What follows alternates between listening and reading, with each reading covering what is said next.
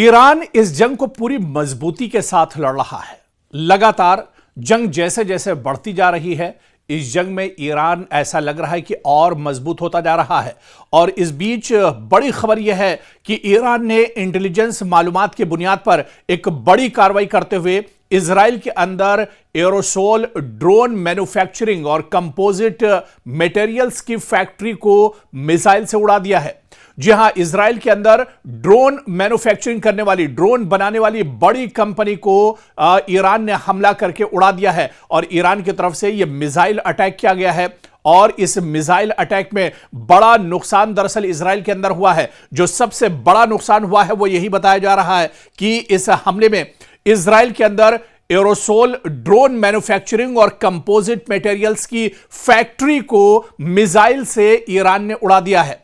दरअसल यह तंसीब 12 रोजा जंग के दौरान ईरान के खिलाफ हमलों और टारगेट किलिंग में अहम किरदार अदा कर रही थी। यानी इसी फैक्ट्री से जो ड्रोन्स बनाए जा रहे थे इजराइल की तरफ से, इससे पहले जो 12 दिनों की जंग हुई थी, अब इसको दरअसल ईरान ने टारगेट किया है। ईरान ने इसे पूरी तरह से नेस्तो नाबूद किया है और इसे खत्म कर दिया है।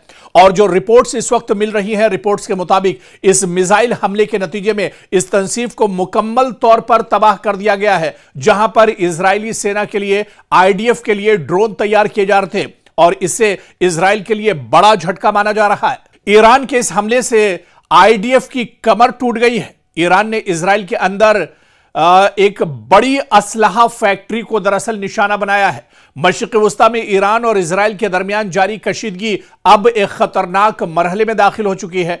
हालिया दिनों में दोनों जानिब से मिसाइल और ड्रोन हमलों की इत्तलात सामने आ रही हैं, जिससे खित्ते में अदम इस्तेहकाम लगातार बढ़ रहा है।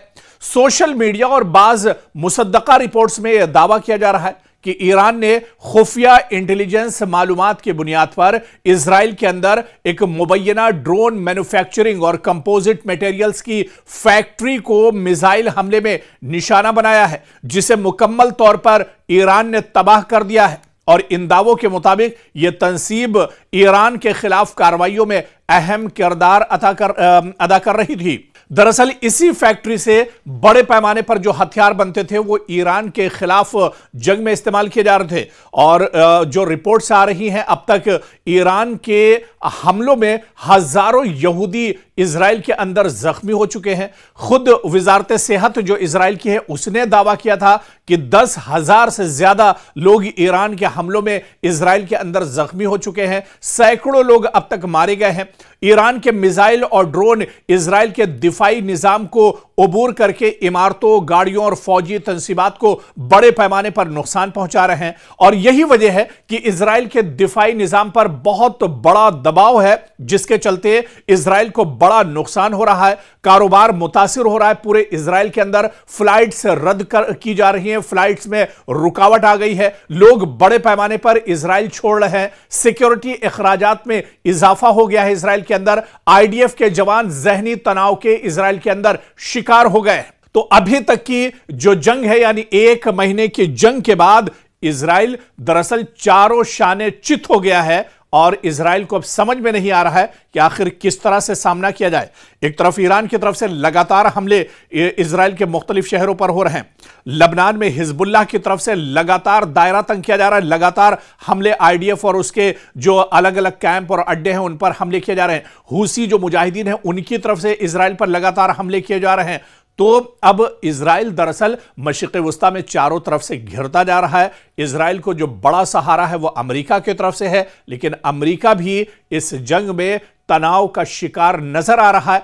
डोनाल्ड ट्रंप को भी कोई शक्ल नजर नहीं आ रही कि इस जंग से कैसे छुटकारा पाया जाए। तो जो असल सच्चाई है, जो जमीनी हकीकत है, नुकसान लबनान और ईरान में बहुत ज्यादा हुआ है, इससे भी इनकार नहीं है। बड़े पैमाने पर लोगों का कत्लेआम हुआ है। बड़े पैमाने पर लोग इजराइल, ईरान और लबनान में मारे गए हैं, शहीद किए गए हैं। लेकिन जो दूसरी तस्वीर है, सिक्के का जो दूसरा रुख है, वो ये भी बता रहा है कि इस जंग से इजराइल और अमेरिका पूरी तरह टूट चुके हैं। नेतन्याहू और डोनाल्ड ट्रंप पर ज़हनी तनाव बहुत ज्यादा है, दबाव काफी ज्यादा बढ़ रहा है और इसी वजह से इजराइल और अमेरिका अब इस जंग से छुटकारा पाना चाह रहे हैं। इस जंग से अब इजराइल और अमेरिका निकलना चाह रहे हैं।